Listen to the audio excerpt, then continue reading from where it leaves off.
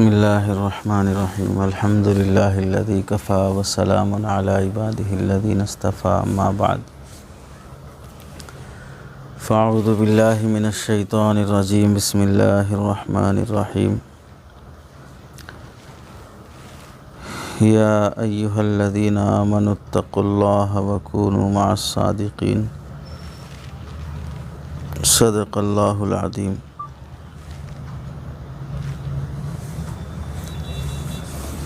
اللہم صلی علی سیدنا محمد وعلی آل سیدنا محمد وبارک وسلم۔ اللہم صلی علی سیدنا محمد وعلی آل سیدنا محمد وبارک وسلم۔ اللہم صلی علی سیدنا محمد وعلی آل سیدنا محمد وبارک وسلم۔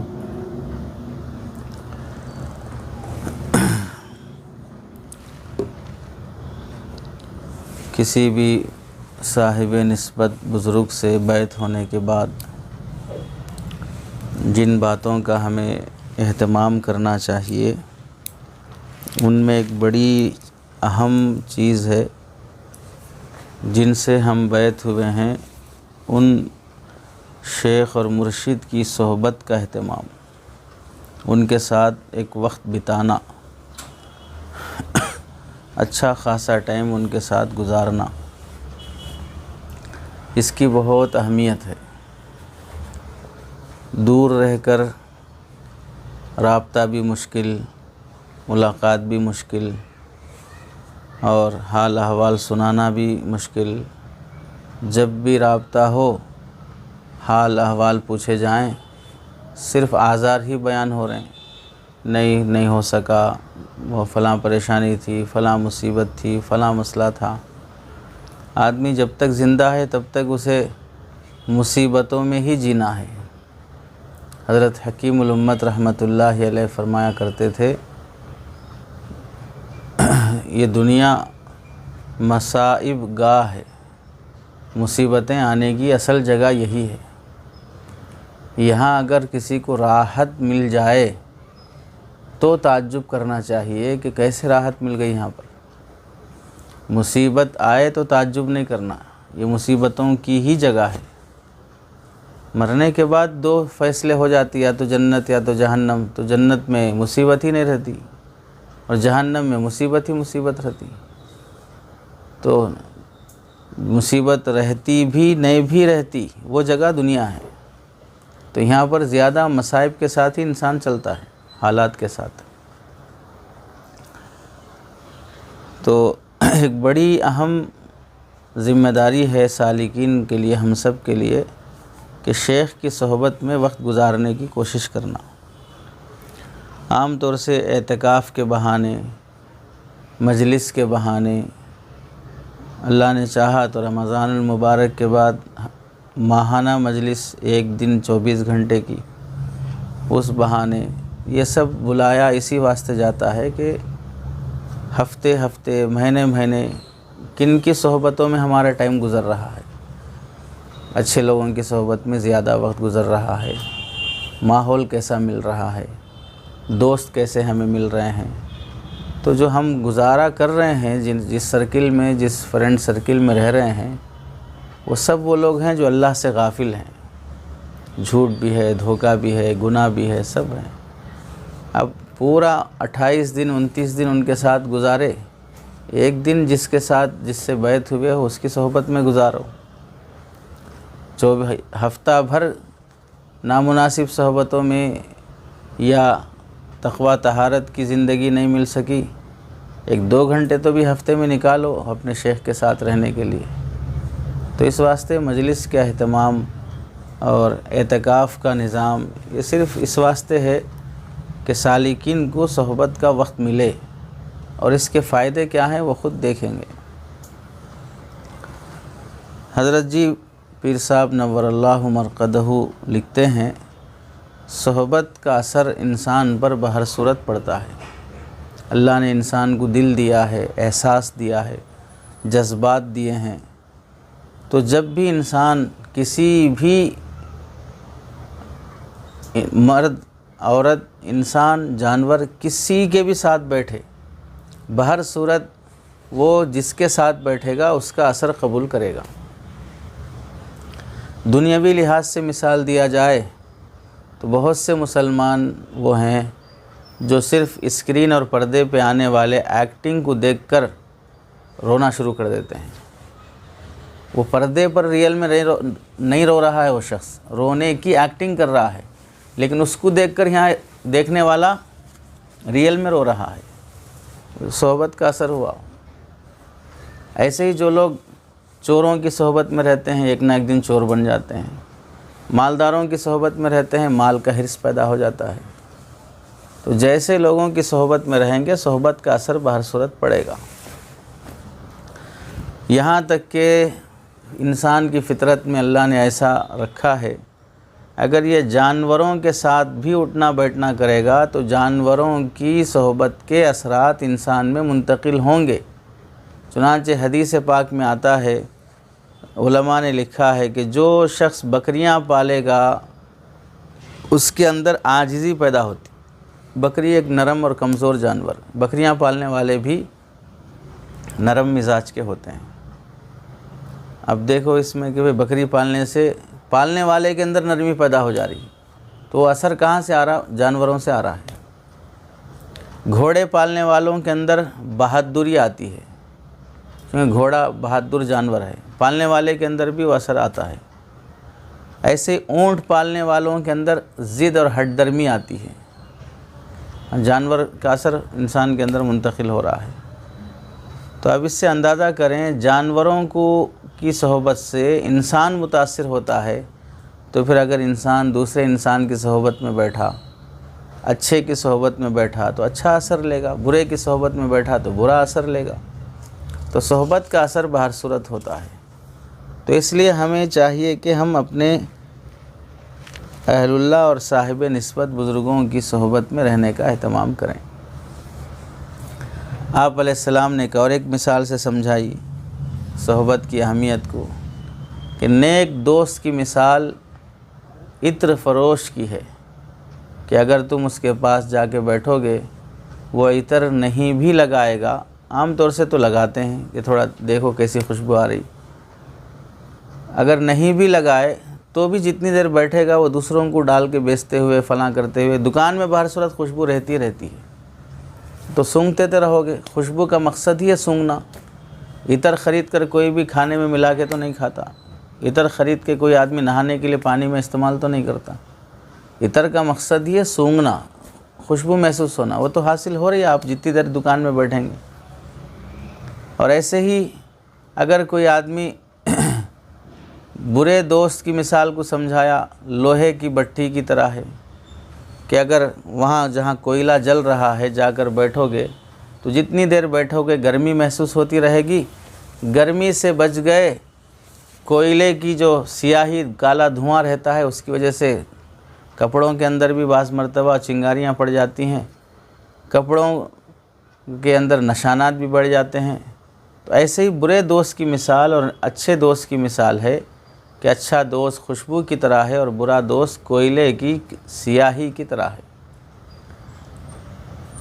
تو جیسی صحبت ہوگی ویسا اثر پڑے گا۔ حضرت لکھتے ہیں، ایک شاعر کہتا ہے، جہاں عطر کھینچتا ہے جاؤ وہاں اگر، جہاں عطر کھینچتا ہے جاؤ اگر وہاں اگر، تو آؤ گے ایک روز کپڑے بسا کر، مطلب کپڑوں میں خوشبو لے کے آتے۔ جاؤ جہاں آگ جلتی ہے جاؤ وہاں اگر، جہاں آگ جلتی ہے جاؤ وہاں اگر، تو آؤ گے ایک روز کپڑے جلا کر۔ ایک نہ ایک دن چنگاری پڑھی جاتی ہے، اگر آدمی کی چنگاری سے بچنے کی کوشش کر بھی لیا تو بھی اس کا آگے جواب دیتے ہیں، یہ مانا کہ کپڑے بچاتے رہے تم، یہ مانا کہ کپڑے بچاتے رہے تم، مگر آگ کی سینک کھاتے رہے تم۔ جتنی دیر آگ جلتی رہی وہ گرمی تو لگتی رہی، گرمی سے کیسے بچتے آگ کے قریب بیٹھ کے؟ آگ کپڑوں کو لگنے سے بچا لے سکتے، آگ کی گرمی سے بھی کیسے بچ سکتے؟ تو بری صحبت کا بہر صورت اثر پڑتا ہے، ایسے ہی اچھی صحبت کا بھی اثر پڑتا ہے۔ دوسری دلیل سے سمجھاتے ہیں حدیث میں اللہ کے نبی علیہ السلام نے فرمایا کہ ایک روایت میں ہے کہ ایک صحابی نے دوسرے صحابی کو تھوڑا عجیب نگاہ سے دیکھا، بڑا خوبصورت تھے، ہینڈسم تھے اور بہت اچھے نظر آ رہے تھے، تو ان کو دیکھا جس کی وجہ سے نظر لگ گئی تو وہ صحابی بیمار ہو گئے۔ تو حدیث میں آتا ہے کہ العین حق، آپ علیہ السلام نے فرمایا کہ نظر لگ جانا یہ حق بات ہے، ایک انسان کی دوسرے انسان کو نظر لگتی ہے۔ اب وہ جو نظر لگتی ہے اس نظر سے بچنے کے واسطے ہم کیا کرتے ہیں؟ ماشاء اللہ بولو، یا دیوار پر ہی ماشاء اللہ لکھ لیتے، گھر پر ہی ماشاء اللہ لکھ لیتے۔ جو غیر مسلم ہیں وہ اپنے بھوت پریت کی اور دیویوں کی زبان نکلی ہوئی اور دانت نکلے ہوئے عجیب عجیب تصویر رکھ لیتے کہ بھئی یہ دیکھ کے اچھے گھر کو دیکھتے ہوئے یہ سڑی تصویر دیکھ کے بندہ کیا ہو جانا، وہ اچھے گھر کو بھول جانا، تو اچھے گھر کو نظر نہیں لگانا، یہ خراب تصویر دیکھ کے خاموش چلے جانا۔ مائیں بچے کو نہلا دھلانے کے بعد گورا رہتا ہے، پھر اس کے بعد کیا کرتے؟ کالا ٹیکا لگا دیتے، اتنے گورے اس میں وہ کالا ٹیکا دیکھ کے نظر نہیں لگانا بول۔ تو نظر لگنا حق ہے، نظر سے بچنے کی کوشش بھی کی جاتی ہے۔ اس نظر میں عداوت ہے، دشمنی ہے، حسد ہے، کینہ ہے، تو وہ نظر سے دیکھ رہا تو بھی وہ نظر لگ رہی، حالانکہ عداوت، حسد، دشمنی، کینہ یہ سب بری چیزیں ہیں۔ بری نیت سے جو آدمی دوسرے کو دیکھ رہا ہے اس کا بھی اثر پڑتا ہے اور سامنے والا متاثر ہوتا ہے۔ تو پھر کسی اللہ والے کی نظر میں جس میں اخلاص ہے، محبت ہے، للہیت ہے، اللہ کی معرفت ہے، تعلق مع اللہ ہے، اس نظر کے ساتھ اگر کوئی بندہ کسی بندے کو دیکھے گا تو اس نظر کا اثر کیسے نہیں ہوگا؟ جب بری نیت اور برے سوچ کے ساتھ کوئی کسی کو دیکھتا ہے تو اس نظر کا اثر پڑتا ہے، تو پھر اخلاص کے ساتھ، محبت کے ساتھ، تعلق مع اللہ کے ساتھ کوئی کسی کو دیکھتا ہے تو اس نظر کا اثر کیوں نہیں ہوگا؟ تو اس واسطے حضرت ایک مرتبہ بیان کرتے ہوئے پیر صاحب رحمۃ اللہ علیہ بالکل ایک عجیب کیفیت میں آ کر فرمانے لگے، اللہ کرے تمہیں کسی اللہ والے کی نظر لگ جائے، اللہ کرے کہ تمہیں کسی اللہ والے کی نظر لگ جائے، یعنی نظر لگ جانے سے گناہ، اس میں نقصان نہیں ہوتا، فائدہ ہی فائدہ ہے۔ کسی اللہ والے کی نظر پڑ گئی تو اپنی زندگی بدل جا سکتی۔ سلسلہ عالیہ نقشبندیہ میں صحبت کی بہت تلقین کی جاتی ہے کہ سالک یہ کوشش کرے کہ شیخ کی صحبت میں زیادہ سے زیادہ وقت گزارے، جتنا لمبا وقت گزارے گا اتنا ہی اس کی باطن کی بیماریاں اندر سے بہت جلد نکل جاتی ہیں، بلکہ ایک لمحے کی صحبت بھی دل بدل کر رکھ دیتی ہے۔ تو کتنا ایسا ہوگا کہ اگر بندہ لمبا عرصہ گزارے تو کتنی تبدیلی آ سکتی ہے۔ حضرت جی رحمۃ اللہ علیہ اپنے شیخ مرشد عالم غلام حبیب صاحب رحمۃ اللہ علیہ کے متعلق لکھتے ہیں، ہم نے اپنے شیخ کو دیکھا کہ کتنے لوگ ایسے تھے کہ صرف چہرہ دیکھ کر ان کی زندگیاں بدل گئی۔ بعض وہ علماء تھے جو جنہیں تصوف کی حقیقت سے صحیح واقفیت نہیں ہوتی، تو بولتے تمہارے شیخ صاحب ایسا کر رہے، ویسا کر رہے، ایسا کر رہے، تھوڑا ایک دن لے کے چلو، میں بات کرنا چاہ رہا ہوں تمہارے شیخ صاحب سے۔ تو حضرت فرماتے ٹھیک ہے چلیے بات کرتے ہیں۔ تو لے گئے ہم ان کو اپنے شیخ سے بات کرانے کے لیے۔ تو قریب پہنچے، حضرت کا شیخ کا چہرہ دیکھا تو سارے سوالات بھول گئے، کچھ کیا پوچھنا یاد ہی نہیں رہا، خود متاثر ہو کے آئے۔ یہ سب کیا ہے؟ بزرگوں کی صحبت کا نتیجہ رہتا ہے کہ آدمی جو شکوک، شبہات، غلط فہمیوں میں پڑا رہتا ہے، کہتے ہیں کہ اے لقائے تو جواب ہر سوال، اے لقائے تو جواب ہر سوال، باتو مشکل حل شود بے قیل و قال۔ کیا مطلب؟ اے لقائے تو یعنی تجھ سے ملاقات، تجھ سے ملنا، جواب ہر سوال، ہر سوال کا جواب ہے، یعنی کسی بزرگ سے مل گئے تو سارے سوالات حل ہو جاتے۔ کیا کیا ذہن میں شکوک سے شبہات تھے، یہ پوچھنا سوچا تھا، یہ بولنا سوچا تھا، 2 دن رہتے 3 دن رہتے کچھ بھی خیال ہی نہیں آتا کیا پوچھنا بول کے۔ حکیم الامت اشرف علی تھانوی رحمۃ اللہ علیہ کے پاس کا نظام یہی تھا، جو لوگ شروع میں بیعت ہونے کے لیے آتے یا کچھ پوچھ تاچھ کرنا چاہتے تو حضرت فرماتے 3 دن یہاں رہو، خاموش رہو، کچھ سوال مت کرو، صرف مجلسیں سنتے رہو، اٹینڈ کرتے رہو۔ 3 دن کے بعد جو جو پوچھنا ہے اس کے بعد پوچھ لو۔ ان کی لمبی فہرست رہتی تھی سوالات کی، 3 دن مجلس میں شریک رہتے، اس کے بعد جو فہرست رہتی وہ سب خود پھاڑ کے پھینک دیتے، سب سوالات کے جوابات مل گئے۔ اس میں کچھ پوچھنا نہیں، اب کیا پوچھیں اب۔ تو اے لقائے تو جواب ہر سوال، یعنی آپ سے ملنا ہی ہر سوال کا جواب ہے۔ باتو مشکل حل شود، آپ سے ہر مشکل حل ہو جاتی ہے۔ بے قیل و قال، آپ بولتے بھی نہیں، پوچھنا پڑتا بھی نہیں، کہنا پڑتا بھی نہیں، سوال جواب کی ضرورت بھی نہیں پڑتی، لیکن اپنے اپنے مسائل کا جواب ملتے جاتے رہتا۔ بعض مرتبہ ان بزرگوں کی مجلس میں ایسا لگتا کہ 1 گھنٹے کی مجلس رہتی تو جتنے سالکین مثلاً 300-400 بیٹھے رہتے ہیں تو سب کو ایسا لگتا کہ آج کی مجلس میرے واسطے ہے۔ میرے کو ڈاؤٹ تھا، اس کا جواب مل گیا، میرے کو یہ شک تھا، اس کا جواب مل گیا، میرے کو یہ شک تھا، اس کا جواب مل گیا۔ حضرت تیسری مثال سے سمجھاتے ہیں کہ اگر کسی آدمی کو کینسر ہو گیا، اللہ ہم سب کی حفاظت فرمائے، اگر کسی کو کینسر ہو گیا تو اس کینسر کے علاج کے 2 طریقے ہیں۔ پہلا طریقہ تو ہے کہ دوائی کھلائی جائے کینسر ختم ہونے کی۔ اب دوائی جو کھاتے ہیں اس سے کینسر کو کنٹرول کرنے میں ایک لمبا وقت لگتا ہے۔ کبھی وہ دوائی اثر کرنے میں 3 مہینے، کبھی 6 مہینے، کبھی 1 سال بھی گزر جاتا، ابھی وہ اثر دکھ کے نہیں آتا کہ دوائی کا اثر جسم پہ پڑ رہا، بول کے بہت دیر ہو جاتی۔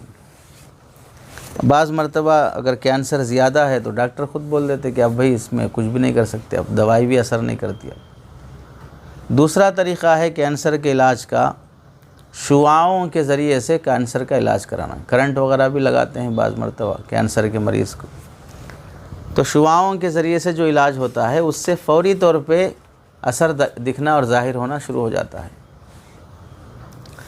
تو اب یہ جو کینسر کے مریض کو بٹھا کر اسے جو شعاعیں اس کے سامنے لگائی جاتی ہیں یا اسے لگائی جاتی ہیں تو اس سے کینسر جلنا شروع ہو جاتا ہے اور جسم پر اثر دکھنا شروع ہوتا ہے۔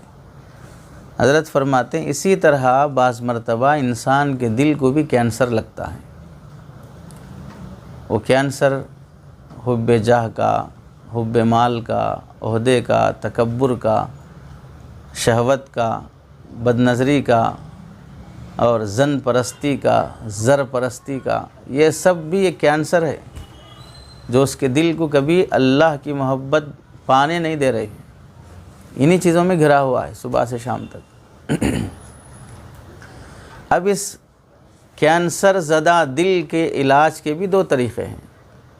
پہلا طریقہ جیسے کینسر کے جسم کو دوائی کھلائی جاتی ہے، کینسر والے دل کو دوائی کھلاؤ، ذکر کی دوائی، استغفار، قرآن کی تلاوت، درود شریف، لا الہ الا اللہ، یہ سب دوائیاں ہیں۔ لیکن ان دوائیوں کا اثر دل پر ہونے میں دیر لگتی، جیسے کہ وہاں دوائی جسم پر اثر کرنے میں دیر لگتی، لیکن ہے یہ بھی ایک طریقہ، دیر سے اثر ہوگا دل پر۔ اور دوسرا طریقہ ہے کہ اس شخص کو کسی صاحب باطن اور صاحب نسبت کی صحبت میں لے جا کر اس کے سامنے بٹھاؤ اور اس صاحب نسبت کے فیض کی شعاعیں اس پر پڑیں۔ تو ان بزرگوں کی صحبت میں جو فیض ملتا ہے وہ بھی شعاعوں سے کم نہیں ہوتا ہے، اس کی وجہ سے جو دل پر اثر کرتا ہے وہ ایسے ہی ہے جیسے کہ کینسر والے مریض کو کرنٹ لگانے سے جو اثر ہوتا ہے، بزرگوں کی صحبت میں بیٹھنے سے بھی دل کو کرنٹ لگتا ہے جس سے دل جلدی بدلتا ہے۔ تو جیسے جسم کو کینسر لگتا ہے اس کے 2 علاج ہیں، اس میں سریع الاثر علاج شعاعوں کے ذریعے سے علاج ہونا ہے، ایسے ہی دل کو کینسر لگتا ہے تو اس میں جلدی اثر کرنے والا علاج ذکر کے مقابلے میں صحبت شیخ ہے۔ حضرت شاہ ولی اللہ محدث دہلوی رحمۃ اللہ علیہ نے لکھا ہے، یعنی صحبت شیخ ایسی چیز نہیں ہے کہ بھئی اس زمانے میں ہی بزرگوں نے سب بیٹھ کے ایک پارلیمنٹ قائم کر کے اس میں سب نے مشورہ کیا کہ مشائخ کی صحبت کی اہمیت بولنا چاہیے بول کے، یہ پہلے زمانے سے چلے آ رہا ہے۔ ہندوستان میں جن کے ذریعے سے حدیث کا علم آیا ہے، وہ حضرت شاہ ولی اللہ محدث دہلوی رحمۃ اللہ علیہ لکھتے ہیں کہ زمین جب ناپاک ہو جاتی ہے کہ اس پر کسی نے پیشاب کر دیا، غلاظت ہو گئی، جانوروں نے گوبر کر دیا، تو اب اس زمین کے پاک ہونے کے دو طریقے ہیں۔ پہلا طریقہ یہ ہے کہ اتنی بارش ہو کہ بارش میں وہ گوبر، وہ پیشاب، جو کچھ بھی پڑا ہے وہ سب بہہ کر چلا جائے اور وہ زمین خشک ہو جائے کہ اب وہاں پر کوئی گندگی کا اثر نہیں دکھ رہا ہے، تو زمین پاک ہو جاتی۔ تو اب اس کے لیے بارش برسنا، اتنی برسنا کہ اس سے گندگی چلی جائے، تو پھر وہ پاک ہوتی۔ دوسرا طریقہ ہے کہ سورج کی تپش اور دھوپ کی تیزی اتنی پڑنا کہ وہ گوبر وہیں رہتے جل کر سوکھ جائے، سوکھ کے پاپڑ بن کے وہ ہوا میں بکھر جائے اور اس زمین پر کوئی گندگی اور گوبر کا اثر ہی نظر نہ آئے، تو فقہا نے لکھا ہے کہ اس سے بھی زمین پاک ہو جاتی۔ چنانچہ فقہا کی ایک عبارت ہے، زکاۃ الارض یبسھا، زمین پاک ہونے کا ایک طریقہ ہے کہ وہ سوکھ جائے، تو اس سے بھی زمین پاک ہو جاتی ہے۔ تو یہ دو طریقے ہوئے۔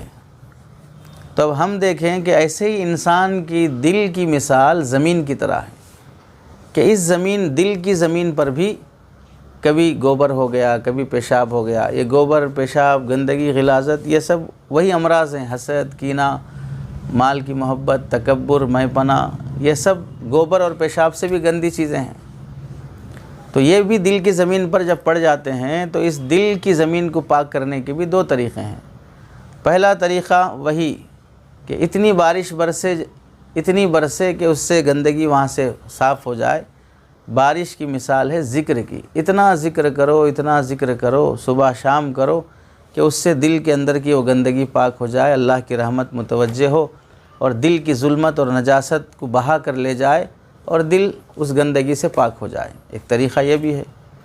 لیکن کون ہے ہم میں سے جو اتنا ذکر کرے گا، صبح شام ذکر میں ہی مشغول ہو، ذکر کے علاوہ کوئی دوسرے کام میں لگا ہی نہ ہو؟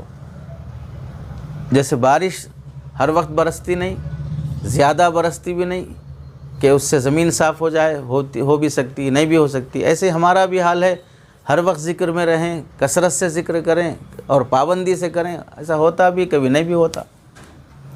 دوسرا طریقہ ہے اس دل کی زمین کو پاک کرنے کا، کسی صاحب نسبت کی صحبت میں جا کے بیٹھے، تو پھر ان بزرگوں کے دل سے جو فیض نکلتا ہے وہ بھی سورج کے مانند ہوتا ہے۔ جیسے دھوپ زمین کو پاک کر دیتی ہے، ایسے ہی دل کی اہل دل کی صحبت میں بیٹھنے سے ان کے دلوں سے جو فیض نکلتا ہے وہ بھی سورج کی شعاؤں کے مانند ہوتا ہے۔ اس سے بھی دل کی گندگی اور دل کی زمین کی ناپاکی دور ہو جاتی ہے۔ تو اس واسطے اللہ والے جہاں بھی ہوتے ہیں وہ دلوں کو گرماتے ہیں اور دلوں کی نجاست کو مٹا کر دل کو پاک کرنے کی کوشش کرتے ہیں۔ اب اگر دیکھا جائے، ہم نے ایک جملہ بہت زیادہ سنا ہوگا، انبیاء یہ جسم پر محنت نہیں کرتے تھے بلکہ دلوں پر محنت کرتے تھے۔ بیانات میں لوگوں کو بولتے ہوئے سنا ہوگا کہ انبیاء کا کام دلوں پر محنت کرنا ہے۔ تو دل پر محنت کرنے کا اصل وہ متوارث عمل جو چلا آ رہا ہے وہ اہل اللہ کی صحبت میں ہے کہ ان بزرگوں کے پاس بھی باڈی بنانے کے لیے واسطے مجلسیں نہیں رہتی کہ آج یہ عنوان ہے کہ بھئی چیسٹ کیسے بنایا جائے، آج یہ عنوان ہے کہ بھئی شولڈر کیسے بنایا جائے، آج یہ عنوان ہے کہ پنڈلی کیسے مضبوط کی جائے، کمر کیسے پتلی کی جائے اور پیٹ کیسے ٹائٹ اور اندر کیا جائے۔ یہ سب عناوین لے کے نہیں بیٹھتے۔ ان بزرگوں کی صحبت میں بھی دل پر ہی محنت کرنے کی بات ہوتی ہے۔ سلسلہ عالیہ نقشبندیہ میں شیخ کی صحبت کی بہت زیادہ اہمیت ہے۔ اس سلسلے کے گویا کہ یوں سمجھو کہ دوسرے بانی حضرت مجدد الفسانی رحمۃ اللہ علیہ، جنہوں نے سلسلے کے اسباق میں ایک مرتب انداز سے اضافہ فرمایا، تو 16 اسباق کے بعد سے جو اسباق مرتب فرمائے، مجدد الفسانی رحمۃ اللہ علیہ کے مکتوبات ہیں جو آپ نے اپنے سالکین اور متوسلین کو لکھا تھا، مکتوبات مجددیہ کے نام سے۔ اس کے حوالے سے حضرت لکھتے ہیں کہ دفتر سوم مکتوب نمبر 70 میں حضرت فرماتے ہیں، حضرت خواجہ عبید اللہ احرار قدس سرہ، یہ بھی سلسلہ نقشبندیہ کے بڑے بزرگوں میں سے گزرے ہیں، بہت صاحب کرامات بزرگ گزرے ہیں۔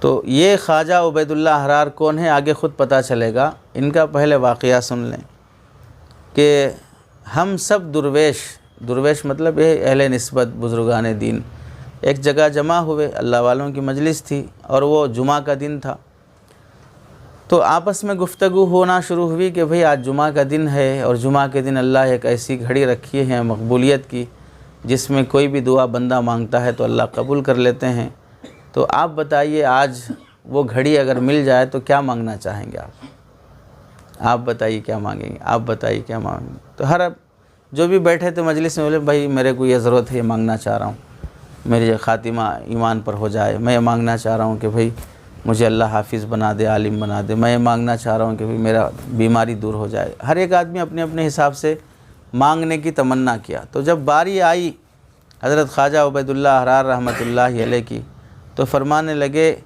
میں وہ ساعت اگر مجھے مل جائے تو میں اہل اللہ کے صحبت کی دعا مانگوں گا کہ اللہ مجھے اپنے نیک بندوں کی صحبت عطا کر دے۔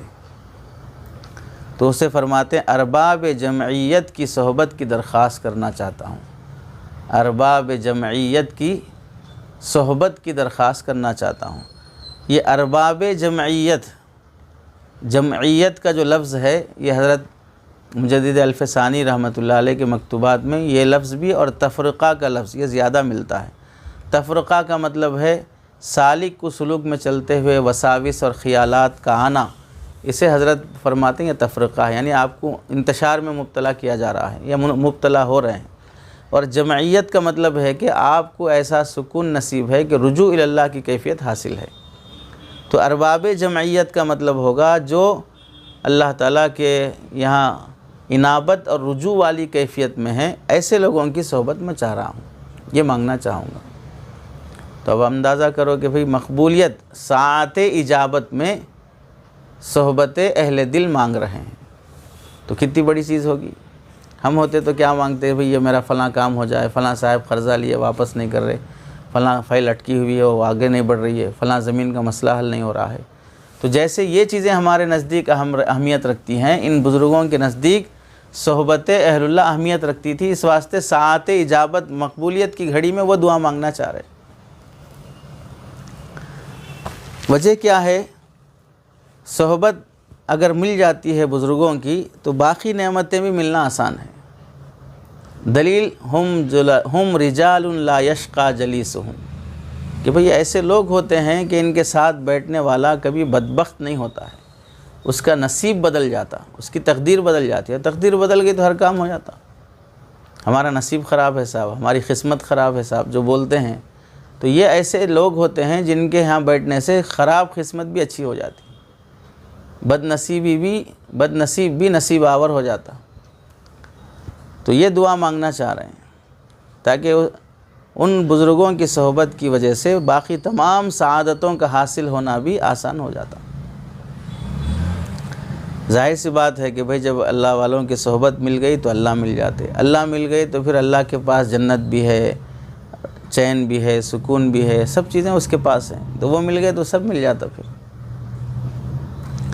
تو اب اس سے اندازہ ہوگا کہ بھئی صحبت شیخ کی کتنی اہمیت ہے۔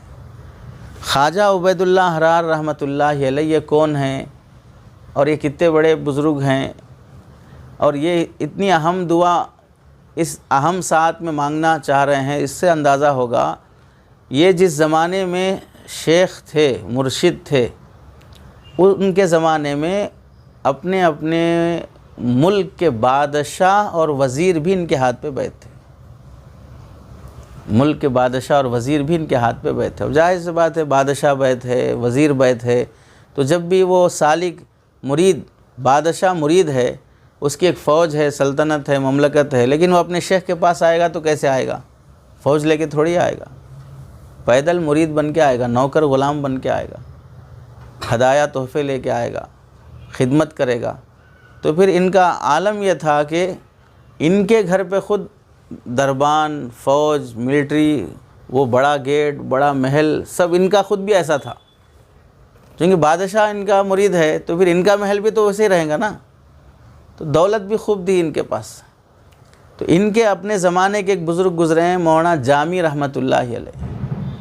مولانا جامی وہ بزرگ ہیں جنہیں روز اطہر پر سلام پیش کرنے کے لیے حاضری کا موقع ملا، تو روز اطہر سے سلام کا جواب آیا، تو وہ بڑے بزرگ ان مولانا عبید اللہ احرار رحمۃ اللہ علیہ کے پاس بیعت ہونے کے واسطے آئے۔ تو اب اندازہ کرو کتنی بڑی شخصیت ہوں گے۔ تو جب بیعت ہونے کے لیے سنا بزرگ کے بارے میں، تو چلو بھائی دیکھیں گے، ان سے بیعت ہو جائیں گے۔ تو جب آئے تو دیکھا گھر بہت بڑا شاندار، چار مینار اور تاج محل کے جیسا بڑا ہے، دربان کھڑے ہیں، لمبے لمبے گیٹ ہیں، گھوڑوں کا استبل ہے، فلاں ہے۔ سب دیکھ کے دل میں خیال آیا کہ بھئی بزرگ ہو سکتے ہیں اتنا بڑا محل ہے، اتنی باری گاڑی ہے، ایسے کپڑے ہیں ایسے۔ اب اس زمانے میں موبائل نہیں تھا تو اس واسطے وہ نہیں دکھا ہوگا، باقی جو اس زمانے کے حساب سے وہ سب دکھے۔ تو دل بدل گیا کہ بھئی بزرگ نہیں ہو سکتے، کہیں اور جا کے بیعت ہو جائیں گے۔ یہ سوچ کے جاتے ہوئے پھر ملاقات کیے بغیر ہی دل میں بول لیے، نہ مردست کے دنیا دوست دارت، نہ مردست کے دنیا دوست دارت۔ وہ مرد نہیں ہے، مرد سے مراد اس لائن میں وہ اللہ والا نہیں ہے جو دنیا کو ایسا دوست بنا کے رکھ لیتا، بول کے واپس چلے گئے۔ تو جانے کے بعد ایسا ہوا کہ راستے میں واپس جاتے ہوئے رات ہو گئی یا تھک گئے، مسجد میں نماز پڑھ گئے، تھوڑی دیر لیٹ گئے، تو خواب میں دیکھا کہ حشر کا میدان قائم ہے، حساب کتاب شروع ہو گیا، تو ادھر ادھر افراتفری، نفسا نفسی کا عالم ہے۔ تو مولانا جامی رحمۃ اللہ علیہ بھی ادھر ادھر دیکھ رہے ہیں کہ بھئی آس پاس لوگوں کا ہجوم ہے، تو لائن لگا کے لوگ ان کے پاس آ رہے ہیں، پوچھ رہے ہیں بھئی کون ہیں آپ لوگ؟ تو ہم آپ سے اپنا حق مانگنے کے لیے آئے ہیں، آپ دنیا میں ہماری غیبت کیے تھے، ہمارا دل دکھائے تھے، ہمارے سے پیسے لیے تھے، فلاں کیے تھے، اب ہمارے کو ہمارا حق دو۔ تو مانگنے والے اتنے تھے کہ ساری نیکیاں اگر دے دی جاتی تو پوری نیکیاں ختم ہو جاتی، لیکن حق والے ختم نہیں ہوتے۔ تو پریشان ہو گئے کہ میرے ساتھ کیوں ایسا ہو رہا ہے؟ پسینہ نکلنا شروع ہو گیا، اللہ سے پناہ مانگنے لگے۔ اتنے میں دیکھا کہ یہ خواجہ عبید اللہ احرار رحمۃ اللہ علیہ، جن کو بزرگ نہیں سمجھے اور واپس آ گئے تھے، یہ گھوڑے پہ بیٹھ کے اور ان کے پیچھے لاکھوں لوگ وہ بھی گھوڑے پہ بیٹھے ہوئے سامنے سے گزر رہے ہیں۔ تو یہ پریشان ہیں مولانا جامی رحمۃ اللہ علیہ۔ تو ان کو دیکھ کے خواجہ عبید اللہ احرار رحمۃ اللہ علیہ رکے، پوچھا کیا بات ہے؟ تو کہنے لگے اس طرح یہ حق والے حق مانگ رہے ہیں، میرے پاس دینے کے لیے ہے نہیں اتنا کچھ۔ تو خواجہ عبید اللہ احرار رحمۃ اللہ نے فرمایا کہ ان سے کہہ دو کہ میرے نامہ اعمال سے لے لے، جو نیکیاں چاہیے نا تو میرے نامہ اعمال سے لے لے، ان سے کہہ دو، جو ہونا ہے ہم دے دیں گے۔ یہ بول کے آگے بڑھ گئے، اتنا ہوا پھر فوراً آنکھ کھل گئی، خواب ختم ہو گیا۔ تو اس میں کیا دکھایا گیا کہ تم جس کو بزرگ سمجھے بغیر واپس آ گئے تھے، تمہارے پاس اتنی نیکیاں نہیں ہیں کل قیامت میں بچنے واسطے، تم کو بچنے واسطے ان کے پاس سے ہی لینا پڑتا۔ تو اس سے یہ اشارہ ملا کہ مجھے فیض یہیں سے ملنے والا ہے، جس کو میں بزرگ سمجھے بغیر واپس جا رہا ہوں۔ آج بھی کیا ہے لوگوں کا حال، بزرگ بول کے جب بولتے ہیں تو بزرگ کا مطلب یہ ہوا کہ انہیں کپڑے بھی اچھے نہیں پہننا، داڑھی بھی صحیح نہیں رہنا، ٹوپی بھی صحیح نہیں رہنا، بدبو آتی رہنا، دانت بھی پیلے رہنا، عجیب طریقے کا دکھنا، تو اسے بزرگ سمجھتے لوگ۔ تھوڑا بھی بن سور کے تھوڑا دولہے کی طرح دکھنا شروع ہو گئے تو پوری بزرگی کہیں اور چلے جاتی، اپنے آپ کو ان سے بڑا بزرگ سمجھ لیتے۔ کوئی اچھے بنے سورے دیکھے بزرگ صاحب، نہ کار میں دکھنا، نہ بائک پہ دکھنا، نہ اچھا موبائل دکھنا، نہ اچھی گھڑی دکھنا، نہ اچھی گاڑی دکھنا، کچھ بھی نہیں دکھنا، اس کو بزرگ ہی سمجھتے۔ تو پھر تو ایسا اگر دیکھا جائے تو بھیک مانگنے والے بڑے بزرگ رہتے، پھر تو انہوں ایسے رہتے نا، ان کے پاس رہتی 4 ویلر کار، تو یہاں کیوں آئے بیعت ہونے واسطے؟ وہ بھیک مانگنے والے فقیر کے ہاتھ میں بیعت ہو جانا تھا پھر۔ چوراہے پہ بھیک مانگتے رہتے، انہیں تو اور بڑے ہاتھ پہ پٹی بھی باندھ لے کے رہتے، سر پہ پٹی باندھ لے کے رہتے، کٹورا بھی پکڑ لے کے رہتے، تو وہاں بیت ہو جانا پھر یہاں آ کے فقیر کو ڈھونڈ رہے، ارے بزرگ کو ڈھونڈنے واسطے نہیں، بھکاری کو ڈھونڈنے واسطے ہے یہاں پر. تو یہ سب دیکھنا تھا تو فٹ پاتھ پہ دیکھو دکھتے وہاں سے لوگ، ان کو جا کے بولو میرے ایک بیعت کر لو صاحب، میں آپ کی صحبت میں رہنا چاہ رہا ہوں، اور ایک کٹورا دے کے بٹھا دیتا ہوں، میری صحبت میں رہنا ہے تو یہاں بیٹھو بول کے. تو بزرگی کے پیمانے ہم لوگ عجیب نہ تو بنا کے رکھ لیے. تو پھر پریشان ہو کے سمجھ میں آیا کہ بھئی مجھے وہیں جانا پڑے گا، وہیں سے ملے گا. تو پھر دوبارہ گئے اور حضرت کے پاس آئے اور سلام کیا، مصافحہ ہوا. تو خواجہ عبید اللہ احرار رحمۃ اللہ نے پوچھا بھئی جب پہلی بار آئے ملے بغیر چلے گئے، کیوں واپس چلے گئے؟ حالانکہ وہ محل دیکھ کے باہر سے چلے گئے تھے. ان بزرگوں کا کشف تھا جو اللہ تعالیٰ نے بتا دیا کہ وہ پہلی بار آئے، کیوں واپس چلے گئے؟ تو بولے نہیں ٹھیک ہے چھوڑیے کوئی بات نہیں، اب آیا ہوں نا، اب بیعت ہو گیا ہوں فلاں. نہیں بولو کیوں چلے گئے تھے اور جاتے ہوئے کیا بول کے گئے تھے؟ تو یہ منع کرنے لگے، نہیں کچھ بھی نہیں، ایسے غلط فہمی ہو گئی تھی. نہیں جو بولے تھے وہ بولو کیا بول کے گئے تھے. تو پھر وہ بولے اصرار کرنے پر کہ بھئی نہ مردست آن کے دنیا دوست دارت، وہ مرد نہیں ہے جو دنیا کو ایسا دوست بنا کے رکھتا ہے. اس کے جواب میں انہوں نے کہا اگر دارت برائے دوست دارت، اگر دارت برائے دوست دارت، بھئی تم بولے نا کہ مرد وہ نہیں ہے جو دنیا کو دوست بنا کے رکھے، تو جواب میں بولے کہ ہاں دنیا کو دوست بناتا ہے لیکن دوست کے واسطے بناتا، اپنے واسطے نہیں بناتا. دنیا رکھتے ہیں اپنے واسطے نہیں، دوستوں کے واسطے رکھتے. تم کو جو نیکیاں دیے نا ہم نکال کے، وہ تمہارے واسطے نیکیاں کرے سو تھے، ہم تم کو دینے واسطے رکھے تھے. وہ اتنا مال تھا کہ ہم دوسروں کی مدد کرے، دوسروں کی خدمت کرے، ثواب کمائے، تو پھر قیامت کے دن تم کو بھی ضرورت پڑی تو نیکیاں دیے سو ہیں. تو جو دنیا رکھتے ہیں اپنے واسطے نہیں رکھتے، دوستوں کے واسطے رکھتے. تو یہ اتنے بڑے بزرگ تھے خواجہ عبید اللہ احرار رحمۃ اللہ علیہ. وہ یہ فرماتے ہیں کہ اگر جمعہ کے دن قبولیت کی گھڑی مل جائے تو ہم اللہ سے کیا مانگیں گے؟ صحبت اہل اللہ کی تمنا دعا مانگیں گے، اللہ ہمیں اپنے نیک بندوں کی صحبت دے دے. تو کتنی بڑی چیز ہوگی. تو اس سے سمجھ میں آتا ہے کہ بزرگوں کی صحبت کے ضمن میں جب وہ مل جاتی ہے تو اللہ تعالیٰ دوسری نعمتیں بھی نوازنا شروع کر دیتے ہیں. امام ربانی مجدد الفسانی رحمۃ اللہ علیہ ایک جگہ پر لکھتے ہیں جیسے ایک بدن دوسرے بدن سے قریب ہوتا ہے تو اس بدن کا اثر دوسرے بدن پر پڑتا ہے، ایسے ہی دل جب دل سے قریب ہوتا ہے تو ایک دل کا اثر دوسرے دل پہ پڑتا ہے. آپ دیکھیں میاں بیوی دو الگ الگ بدن ہیں، لیکن ایک بدن دوسرے بدن سے قریب ہوتا ہے تو شہوت بھڑکتی ہے، آدمی اپنے اپنی خواہشات کی تکمیل کرتا ہے، اس کا اثر ایک دوسرے پر ظاہر ہوتا ہے. تو بدن سے بدن ہی قریب ہوا ہے.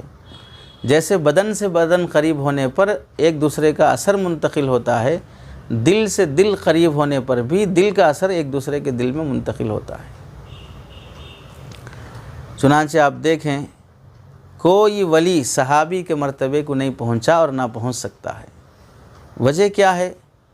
وجہ یہی ہے کہ اولیاء اگرچہ کہ صحابہ سے بھی زیادہ عبادتیں کیے ہوں گے یا صحابہ سے بھی زیادہ تبلیغ دین اشاعت دین کا کام کیے ہوں گے، دنیا کے کونے کونے میں آج لوگ پہنچ کے دین کا کام کر رہے ہیں، صحابہ نہیں پہنچے ہوں گے، لیکن یہ سب لوگ مل کر بھی کسی صحابی کے رتبے اور مرتبے کو نہیں پہنچ سکتے. وجہ کیا ہے؟ وجہ یہی ہے کہ انہیں جو نعمت ملی ہے وہ صحبت کی نعمت، نبی کی صحبت، وہ ان سب نیک کام کرنے والوں کو نہیں مل سکی. چنانچہ آپ دیکھیں اویس قرنی رحمۃ اللہ علیہ کتنا بڑا مرتبہ ہے، خود ان سے دعا کی درخواست کرنے کے لیے رسول اللہ صلی اللہ علیہ وسلم نے صحابہ سے فرمایا کہ جب ان سے ملاقات ہو تو دعا کی درخواست کر لینا. کوئی بڑی بات، کتنی بڑی بات ہوگی. اس کے باوجود بھی حضرت اویس قرنی رحمۃ اللہ علیہ کسی صحابی کے درجے کو ہرگز نہیں پہنچ سکتے. چنانچہ کسی شخص نے عبداللہ ابن مبارک رحمۃ اللہ علیہ سے پوچھا کہ امیر معاویہ رضی اللہ تعالیٰ عنہ افضل ہیں یا حضرت عمر بن عبدالعزیز رحمۃ اللہ علیہ افضل ہیں؟ ایک تابعی ہیں، ایک صحابی ہیں۔ عمر بن عبدالعزیز رحمۃ اللہ علیہ تابعی ہیں، امیر معاویہ صحابی ہیں۔ تو کمپیئر کر رہے ہیں کس میں؟ صحابی اور تابعی میں۔ کیوں کر رہے ہیں؟ حضرت امیر معاویہ رضی اللہ تعالیٰ عنہ کے دور میں اختلاف تھا، انتشار تھا، لڑائی جھگڑے تھے۔ حضرت عمر بن عبدالعزیز رحمۃ اللہ علیہ کے دور میں امن تھا، آپس میں ہمدردی تھی، صلح صفائی اور اچھا استوار زندگی تھی، انصاف تھا۔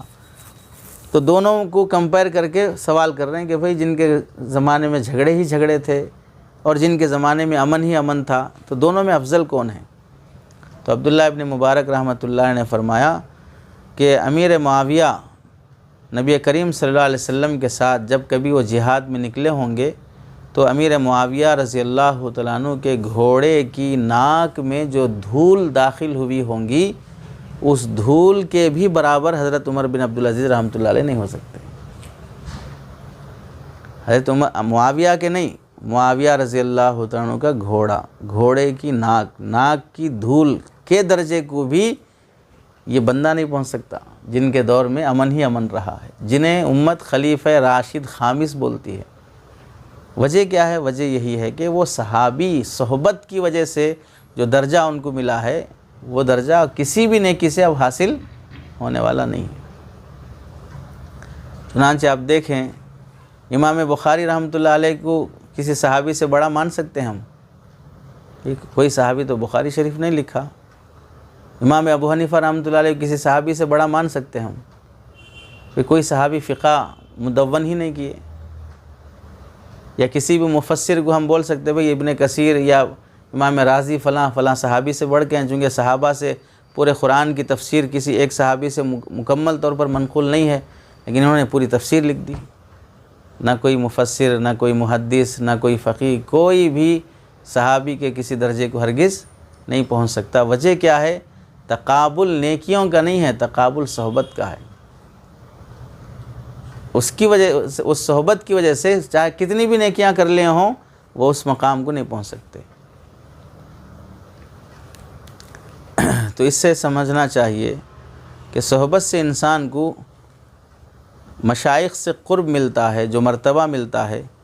تو جب انسان اپنا رشتہ کسی سے جوڑ لے، کسی شیخ سے، تو اب صحبت کی جب اہمیت ہے تو اس میں ضمناً ایک بات یہ بھی ہمیں سمجھ لینا چاہیے کہ جس سے ہمارا تعلق ہے، شیخ ہے، اس سے بلا تکلف اپنے حال و احوال سب بتانا چاہیے کہ بیعت ہونے کے بعد سے جو معمولات دیے گئے، جو زندگی گزر رہی ہے شریعت کے مطابق، شریعت کے خلاف، کیا تبدیلی، کیا چینجز، کیا احوال چل رہے ہیں، آمدنی کیسی ہے، جو کچھ بھی ہے حال احوال سب بتانے کی کوشش کرنا۔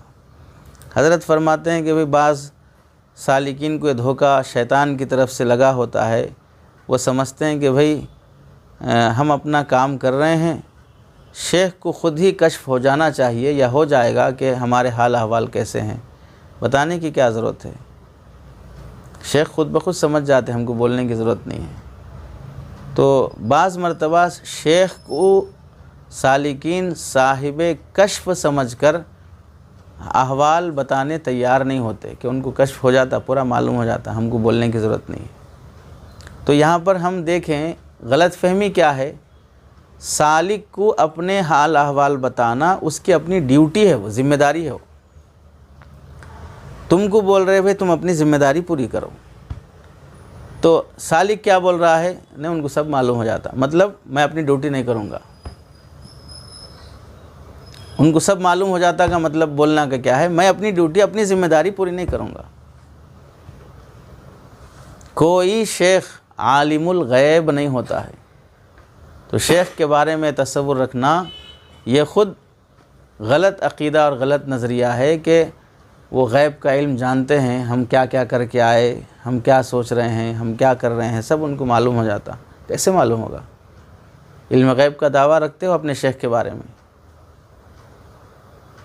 تو اس واسطے کشف کے بہانے سے یا غیب کے علم کے بہانے سے اپنے حال احوال سنانے میں کوتاہی نہیں کرنا ہے۔ بعض بولتے کچھ ہیچ نہیں بتانے واسطے، کیا ہے بول کے بتانا، نارمل ہے زندگی، سب ایسے ہی چل رہی۔ تو حضرت فرما رہے کچھ احوال کا نہ ہونا بھی تو ایک حال ہے. یہ بتاؤ کچھ بھی نہیں ہو رہا بول کے. کچھ احوال کا نہ ہونا بھی ایک حال ہے. یہ حال بتاؤ.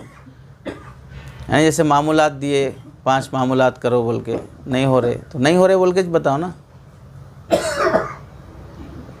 ادھورے ہو رہے بول کے بتاؤ. پورے ہو رہے بول کے بتاؤ. جو ہو رہا وہ بتاؤ. ہو سکتا ہے کہ بھئی بتانے کی وجہ سے دعا کی توفیق مل جائے, توجہ مل جائے, معمولات میں آگے بڑھنے کی توفیق مل جائے. بعض حضرت فرماتے ہیں ہم نے ایسے لوگوں کو بھی دیکھا کہ بہت بڑے بڑے گناہوں میں مبتلا تھے, شیخ کے سامنے آئے اور ہر گناہ کچا چٹا میں کیا کرا, کیسا کرا, کیا ہوا, سب کھول کے رکھ دیا. ان کی دعاؤں سے, شیخ کی توجہات سے چند ہی دنوں میں ہم نے دیکھا کہ وہ خود ایسے بن گئے تھے کہ اب لوگ ان سے دعا کی درخواست کرانے لگتے جب اپنی حال احوال سامنے رکھ دیا. اب آپ دیکھو اس کی ایک مثال ہمیں سمجھنے کے لیے.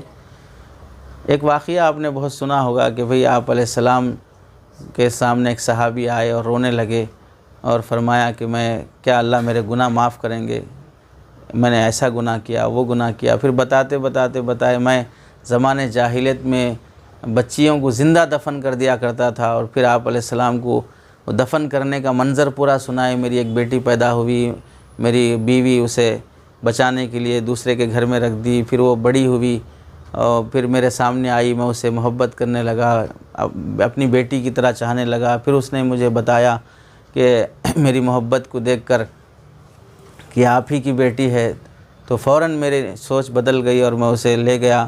جنگل میں گڑھا کھودا اور پھر کھودتے ہوئے دھول مٹی مجھ پہ پڑنے لگی, تو بچی میرے چہرے سے, داڑھی سے دھول مٹی سب صاف کرنے لگی اور میری مدد کرنے لگی. پھر میں اسی کے لیے گڑھا کھود رہا تھا, اور پھر جب پورا گڑھا ہو گیا تو میں اسی میں دفن کر کے, اتنا ظالم اور بے درد میں دفن کر کے نکل گیا, بچی پکارتی رہ گئی.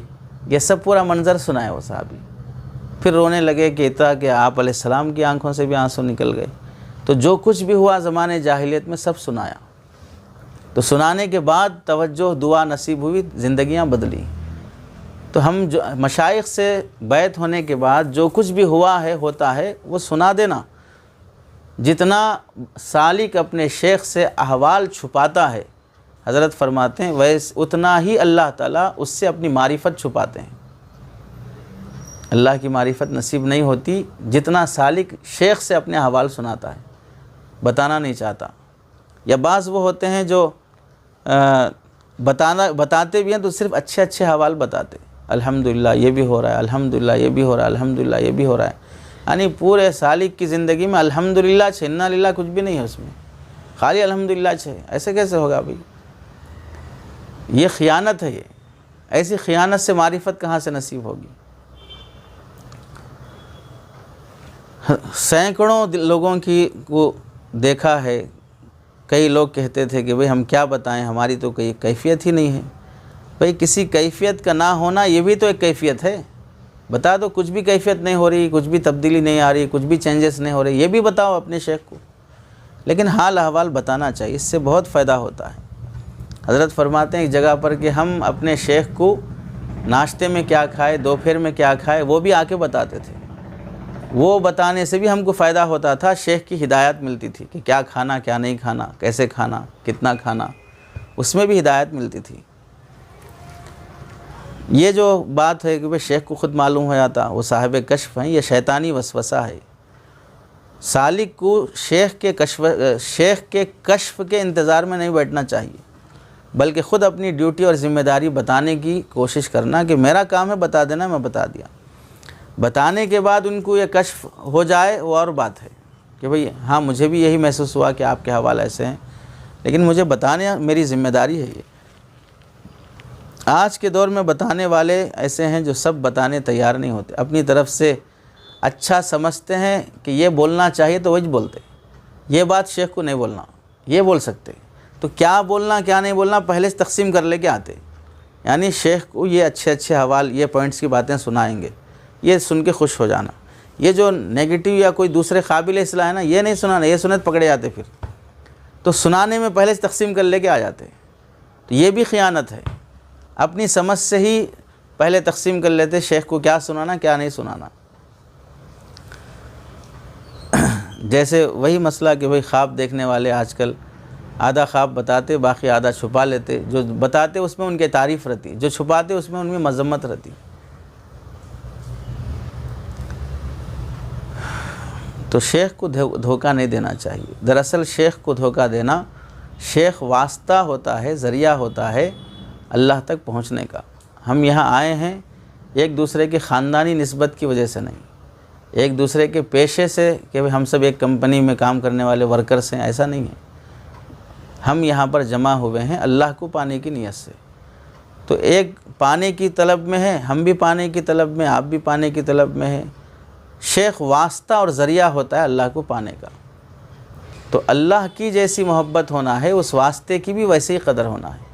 واسطے کو دھوکہ دے کے اللہ کو پانا چاہے گا تو پھر وہ نہیں ہو سکتا.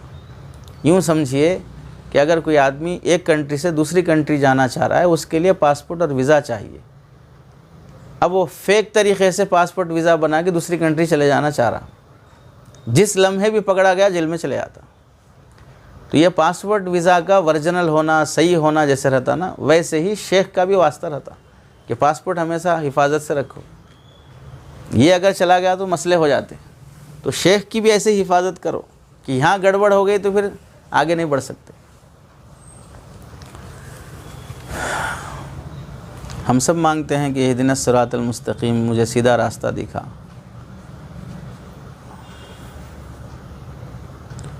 تو سیدھا راستہ دکھانے کے لیے یا سیدھے راستے پہ چلانے کے لیے راستہ ہونا بھی ضروری ہے تاکہ بندہ اس پر چل کر اللہ تک پہنچ سکے.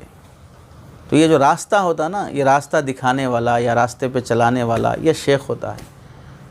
اور اس راستے کے ذریعے سے شیخ بھی اور سالک بھی دونوں اللہ تک پہنچتے ہیں.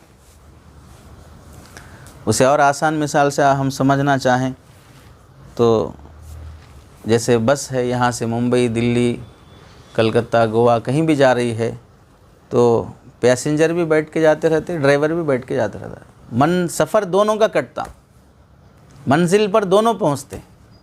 ہاں ایک بیٹھ کے پہنچتا اور ایک چلاتے ہوئے پہنچتا. تو شیخ وہ ڈرائیور کی طرح ہے جو جاگتے ہوئے چلاتے ہوئے لے کر پہنچتا ہے, اور سالک وہ ہے جو بیٹھ کر پہنچتا ہے.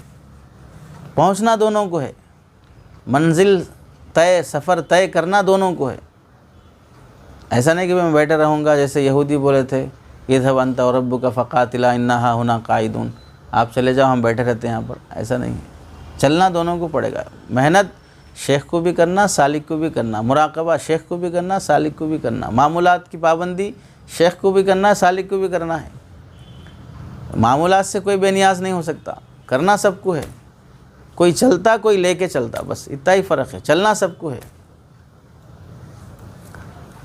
حضرت فرماتے ہیں کہ ایک مرتبہ مرشد عالم رحمۃ اللہ علیہ کے سامنے کسی نے بات کہا کہ حضرت وہ فلاں صاحب آئے ہیں, وہ فلاں صاحب آئے ہیں, ایسا بولے, یا فلاں آیا ہے. تو حضرت مرشد عالم رحمۃ اللہ علیہ کے چہرے پر جلال سا آ گیا اور فرمانے لگے میں لعنت بھیجتا ہوں اس شیخ پر جس کے پاس کوئی مرید آئے اور اس کو یہ پتہ نہ چلے کہ وہ کیا نیت لے کر آیا ہے. میں لعنت بھیجتا ہوں ایسے شیخ پر کہ جس کے پاس کوئی مرید آئے اور اس شیخ کو پتہ نہ چلے کہ مرید کیا نیت سے آیا ہے. یعنی شیخ اتنا چوکنا رہنا چاہیے اور اتنا گویا کہ اللہ کی طرف سے ملہم من اللہ ہونا چاہیے کہ کون سا مرید کس نیت سے چل رہا ہے وہ پہچان شیخ کو ہونی چاہیے. تو بھولے شیخ بننے کی اجازت نہیں ہے سلوک میں چلنے والوں کو. اس لیے مشائخ کو دھوکہ نہیں دیا جا سکتا. ان کے پاس جو نسبت ہوتی ہے اتقوا فراست المؤمن فإنہ ينظر بنور اللہ, وہ اللہ کی مدد ہوتی ہے ان کے ساتھ.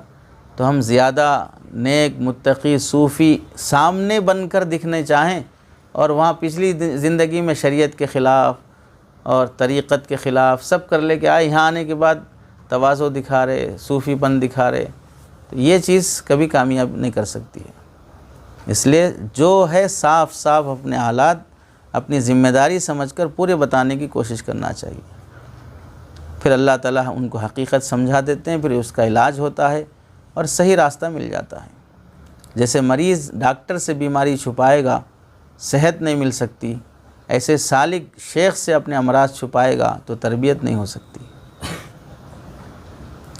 یہ ضروری ہے کہ تکلف درمیان میں نہیں آنا۔ بعض لوگ بولتے ہیں بھئی ہم شیخ سے بات کرنے سے بہت ڈرتے، ہمت نہیں ہوتی بولنے کی، تو یہ بھی شیطانی حربہ ہے۔ کس بات کا ڈر ہے؟ یعنی یہ ڈر ہے، یہ روب ہے، یہ فلاں ہے، یہ بول کر حال احوال سنانے سے پیچھے رہ جا رہے ہیں۔ تو ایسا ڈر جس میں حالات نہیں بتائے، ایسا ڈر جس میں احوال نہیں سنائے، وہ ڈر کس کام کا ہے؟ ادب، احترام، تعظیم اپنی جگہ پر ہونا چاہیے، لیکن اس ادب و احترام کو آڑ بنا لے کے حالات سنانے واسطے تیار نہیں ہیں، معمولات بتانے واسطے تیار نہیں ہیں، تو کیا مطلب رہتا اس ڈر کا؟ بلکہ وہ شیطانی حربہ ہے وہ۔ تو حالات بتانے میں کوئی عذر پیش نہیں کرنا چاہیے۔ حضرت ایک جگہ پر لکھتے ہیں مجدد الفسانی رحمۃ اللہ علیہ کہ مرید کو تکلف اور بناوٹ کے بغیر اپنے شیخ کے ساتھ رابطہ حاصل کرنا پیر اور مرید کے درمیان اس کامل مناسبت کی علامت ہوتی ہے جو افادہ اور استفادے کا سبب اور اصول الی اللہ کے لیے رابطے سے زیادہ اقرب ترین طریق کوئی نہیں ہے۔ یعنی اگر اللہ تک پہنچنا ہے شیخ سے استفادہ کرتے ہوئے، تو اس سے آسان طریقہ اس کا یہ ہے کہ شیخ سے رابطہ کرو۔ شیخ سے رابطہ حال احوال سنانے کا یہ اتنا آسان طریقہ ہے کہ اس سے ہی بندہ اپنی منزل یعنی اللہ کو پانا، اس کی رضا پانے میں آگے بڑھ سکتا۔ اس لیے حضرت جی رحمۃ اللہ علیہ فرماتے ہیں کہ سلسلہ عالیہ نقشبندیہ میں دو چیزوں کی بڑی اہمیت ہے، ایک اتباع سنت، دوسرا صحبت شیخ۔ یہ دو چیزوں کی بڑی اہمیت ہے، ایک اتباع سنت، دوسرا صحبت شیخ۔ باقی یہ بات کہ بھئی جو لوگ سلسلہ نقشبندیہ کے بارے میں ایسا گمان رکھتے ہیں یا الزام دیتے ہیں، بھئی سلسلہ نقشبندیہ آنے کے بعد سے بہت آسان ہو گیا بزرگ بننا، جس کو دیکھو خلافت مل جا رہی، جس کو دیکھو جلدی پہنچ جا رہا انہیں۔ پہلے زمانے میں کیسے کیسے مجاہدے ہوتے تھے، کیسا کیسا پاپڑ بیلنا پڑتا تھا، کتنے مجاہدوں کے بعد سلوک طے ہوتا تھا۔ ہے وہ بات بھی ہے کہ بھئی مجاہدوں سے طے ہوتا ہے، لیکن مشائخ نے لکھا ہے کہ اتباع سنت کے ذریعے سے جو سلوک طے ہوتا ہے اور صحبت شیخ کے ذریعے سے جو سلوک طے ہوتا ہے، گویا کہ یہ دو چیزیں اس سلسلے کی امتیازیت اور خصوصیت ہے کہ یہاں پر اتنے مجاہدے کروانے کی ضرورت نہیں پڑتی۔ سنت کی برکت اور شیخ کی صحبت کی برکت، یہ مجاہدوں کی کمی کے ساتھ بھی وہ مقصد حاصل ہو جاتا ہے۔ یا اسے یوں سمجھو کہ بھئی جو آدمی میٹھا کھانے سے مر رہا ہے اسے زہر کھلا کے کیوں مارتے ہیں؟ تو جو نفس اتباع سنت اور صحبت شیخ سے ہی مر جا رہا ہے اسے پھر کیوں پاپڑ بیلنے، مجاہدے کرنے پہ لگاتے؟ وہ ان چیزوں سے مر جا رہا ہے تو مرنے دو نا۔ نفس کو مرنا اور نفس کو کمزور کرنا ہی تو اصل مقصد ہے۔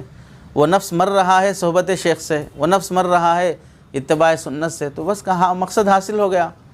پھر اس کو گوبر اٹھانے، پھر اس کو وہ مجاہدے کرنے، پھر اس کو روزے رکھانے، پھر وہ فاقے برداشت کرنے، وہ محنت کرنے پہ کیوں لگانا چاہ رہے جب مقصد حاصل ہو ہی رہا ہے؟ مجدد الفسانی رحمۃ اللہ علیہ نے ایک جگہ پر لکھا ہے کہ دو چیزوں کی حفاظت کرنا لازم اور ضروری سمجھ لیں۔ ایک ہے صاحب شریعت کی متابعت یعنی اتباع سنت آپ علیہ السلام کی، دوسرا شیخ مقتدیٰ کی محبت۔ پہلی چیز صاحب شریعت کی متابعت، دوسری چیز شیخ مقتدیٰ کی صحبت، محبت۔ یہ دو چیزیں ایسی ہیں کہ مجدد الفسانی رحمۃ اللہ علیہ فرماتے ہیں کہ ان دو چیزوں کے ساتھ کچھ حالات اور کچھ احوال اور کچھ کیفیات اگر مل جائیں تو ٹھیک ہے، اگر کچھ نہ ملیں لیکن یہ دو چیزیں راسخ اور مضبوط ہیں تو پھر کچھ غم نہیں ہے کہ آخر وہ بھی مل جائیں گی۔ مطلب کیا ہے؟ ہم سلوک میں چلنے والے لوگوں کو ایک چیز اتباع سنت نصیب ہے، دوسرا صحبت شیخ اور محبت شیخ نصیب ہے۔ اس کے ساتھ ساتھ اچھے خواب بھی نظر آ رہے ہیں، کیفیات بھی بن رہی ہیں، نورانی ماحول، دل بھی منور ہوتے ہوئے نظر آ رہا ہے، اور عجیب عجیب مناظر دکھ رہے ہیں، ٹھیک ہے، اچھی بات ہے۔ اور اگر ان دو چیزوں کے ساتھ دوسرا کچھ بھی کیفیات نہیں ہے، نہ مزہ آ رہا ہے، نہ خواب دکھ رہے ہیں، نہ کچھ بھی ہو رہا ہے، لیکن یہ دو چیزیں ہیں تو بھی کوئی مسئلہ نہیں ہے، یہ دو چیزیں ہی اصل ہیں۔ باقی حال احوال، کیفیات، احساسات کچھ بھی نہیں پیدا ہو رہا ہے تو کوئی مسئلہ نہیں ہے۔ لکھتے ہیں کتنے لوگ ہیں کہ موت کے وقت انہیں نسبت کا نور نصیب ہو جاتا ہے، وہ محروم نہیں ہوتے اس وجہ سے کہ دو نعمتیں انہیں نصیب ہیں۔ مطلب ہے کہ اتباع سنت ہے اور صحبت شیخ اور محبت شیخ ہے، تو اللہ کا جو مقصد ہے اللہ کی رضا وہ حاصل ہو جاتی۔ اچھے خواب بھی ملنا ضروری نہیں ہے اس کے واسطے۔ اگر نعوذ باللہ ان دو چیزوں میں سے کسی ایک میں بھی خلل پڑ جائے، یعنی نہ سنت کے مطابق زندگی ہے اور نہ ہی شیخ کی محبت اور ان کی صحبت ہے، اس کے باوجود بھی کسی کو دکھ رہا ہے کہ احوال اچھے ہو رہے ہیں، اچھے خواب نظر آ رہے ہیں اور کرامتیں ہو رہی ہیں، جو چاہا وہ ہو جا رہا ہے اور سب کچھ اس کی مرضی کے مطابق ہو رہا ہے، لیکن زندگی میں دو چیزیں نہیں ہیں، نہ شیخ کی صحبت اور محبت ہے اور نہ اتباع سنت ہے، تو پھر سمجھ لو کہ اللہ تعالیٰ کی طرف سے استدراج ہے، یعنی منافق اور نافرمان کو اللہ ڈھیل دے رہے ہیں اور اس اپنی خرابی اور بربادی کے سوا کچھ بھی نہیں ہے۔ ایک نہ ایک دن یہ شخص ہلاک اور برباد ہونے والا ہے۔ تو اس واسطے اتباع سنت اور شیخ کی محبت میں سے کسی ایک میں بھی خلل نہیں پڑنا چاہیے۔ سب کے سب انسان کو گمراہ کر دیتی ہیں وہ چیزیں جو کشف اور کرامات کے قبیل سے ہیں لیکن اتباع سنت کے بغیر ہیں۔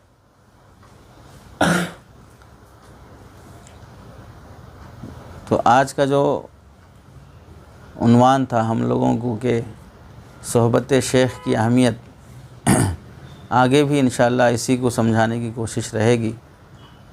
تو جب بھی مجالس ہوتی ہیں تو اس کو اہمیت دینا۔